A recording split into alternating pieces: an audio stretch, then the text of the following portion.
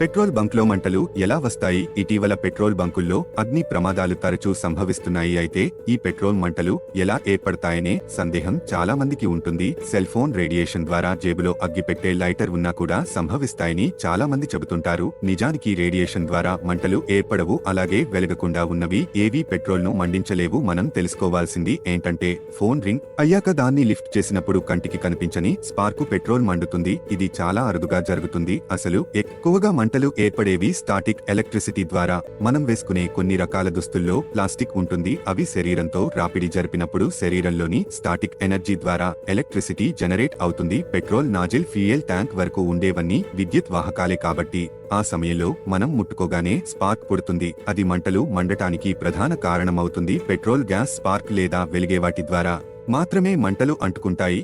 వీడియోని చూస్తున్నారు కానీ సబ్స్క్రైబ్ చేసుకుని బెల్ ఐకాన్ ఆన్ లో ఉంచుకోండి. అందులో